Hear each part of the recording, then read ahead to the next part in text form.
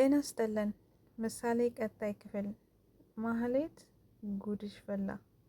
ባለ ሀብቱ እስከ ወዳኛ ድረስ እንዲያጠፋሽ ይፈልጋል። ወይ ማህሌት መጨረሻሽ እንደዚህ ይሁን። ዝና ራሱ ገርሞታል።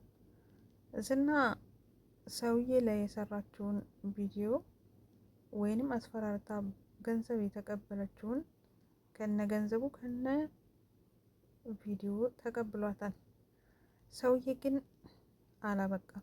ምክንያቱም ማህሌት የሌላ ጉራ ስትጎርር ነበር።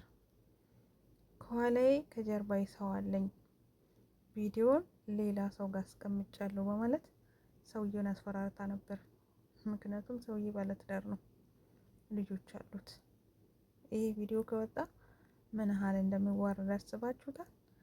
ስለዚህ ዝና ቪዲዮንም ተቀብሎ መጥቶ ሰውም ከጀርባ የለም፣ ማንም የለም፣ ካሁን በኋላ ምንም ነገር ሌላ ችግር አታመጣም፣ አታስብ ብሎታል።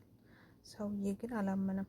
እኔ አላምናትም፣ እስከ ወዳኛ ድረስ እንድትሸኛት ፈልጋለሁ ብሎታል። ዝና ግን ደንግጧል። ምክንያቱም በአንድ በኩል ዝናን ታግዛለች፣ ማህሌትን ትፈልጋለች፣ እንዲሁም ሌላ ሌላ መረጃን ተቀብለዋለች። ዝና ምንም ቢቆጣት ምንም ብላት ያው ይፈልጋታል። ስለዚህ ማህሌትን ሊያጠፋት አይፈልግም። ነገር ግን አላመንከኝም እንዴ? በኔ መን ምንም ነገር የምታደርገው ነገር የለም ብሎታል። ሰውዬ ግን አላመንም። አንተ ካላጠፋት እኔ ምን አስጨነቀኝ? እንደው አለቃ ጋር ሄዳለሁ፣ ካሌብ ጋር ሄጄ ከእሱ ጋር የሚሆኑን አከናውናለሁ ብሎታል። ማህሌትን ከዚህ በፊት ሉላን እነ ብሩክ ቤት እንዳለች ነግረው ነበር። ነገር ግን ኤደን እነ ብሩክ ቤት እንደገባች እነ ብሩክን ቤተሰብ ወደዋለች። ምክንያቱም ኤደንን በፍቅር ነው የተቀበሏት። ከምሳሌ ጀምሮ ሁሉም ሰው ያከብራታል። ልክ እንደ ሰራተኛ ሳትሆን እንደ ቤተሰቦች ናቸው። ስለዚህ ምንም ነገር መጥፎ ነገር ልሰራባቸው አትፈልግም። ነገር ግን ያው አንዳንድ ነገሮችን መረጃውን ሰጥታታለች።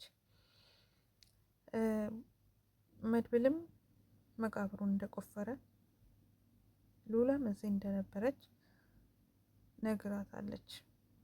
ስለዚህ ያንን ደግሞ ገልሻለሁ ስላት ዝና ሉላ እነ ብሩክ ናት ቤት ናት ያለችው ብላ ተናግራለች። አሁን ዝና ሉላ የት ናት የት ደረሰች ብሎ ቢጠይቃት ልጅቷ አሁን ደግሞ መልሳ ደውላ ሉላ እዛ ቤት የለችም አለችኝ ብላ ይህን ስትናገር ዝና ተናዷል። የደንበሳው የአንበሳው ልጅ። እናም ልጅቷ ግን እውነቷን ነው። ምክንያቱም ሉላ ሄዳለች ወደ ሞገስ። እግዜር ስመክራት አምልጣለች እንጂ ቤት ድረስ መጥቶ ዝና ይወስዳት ነበር። ነገር ግን ብሩኬ አሁንም ጠላት ሳይመጣባቸው አይቀርም። ምክንያቱም ብሩክም አንዳንድ ጊዜ ጎንበስ ብሎ አይኑን ከፍቶ ማየት አይችልም። ከሰራተኛ ከመንገድ ላይ ስንት ችግር እንዳለባቸው እያወቀ ይዟት መጥቷል። ልጅቷ ምንድናት? ከየት መጣች? ማናት? ታዥ እንኳን ሳይኖራት ነው ያስገባት። እሱስ አዝኖላት ነው። አሁን ግን የጉዴ እንድታረጋቸው ነው። ምሳሌን ከትምህርት ቤት ይዞ ስመጣ እየተከተሉት ነበር። እንዲሁም ከመኪና ጋር ሊጋጩላ ነበር። ምሳሌ ልንጋጭ ነበር ብላ ለቅድስት ቤት መታ ተናገረችው።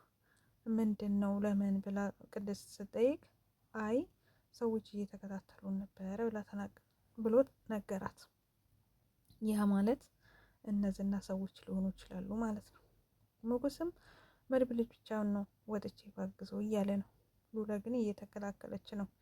ደላላው ማነው ጠበቃው መንገድ ላይ ወርቆ እንግዲህ በጣም እያቃሰተ በጣም ታሟል። መድብል ወደ እነ ሚስቱ ቤት ምግብ ዞላት ሲሄድ ዝናና መድብል መንገድ ላይ ተጋጥመዋሉ፣ ታይተዋሉ። መድብል ስልክ እያወራ ዝናም ደግሞ ፊት ለፊቱ በሆነ አጋጣሚ ተገናኝተዋሉ። ምን ይፈጠር ይሆን? ይገጥማሉ ወይስ መድብል ያመልጣል? ወይስ ዝና ዝም ብሎ ያልፋል? ወንድና ወንድ ተጋጥሟል። እንግዲህ መድብል እንደሆነ ጀግና ነው። ምናልባት መድብል አላሰበበትም። ዝና ግን መሳሪያ ይዞ ሊሆን ይችላል። ስለዚህ ለነገሩ መድብል ዘደኛ ነው። ሊያመልጠው ይችላል። ወይንም ደግሞ ሴትዮ ያለችበት ሰፈር ይሆናል ይመስለኛል ያለው።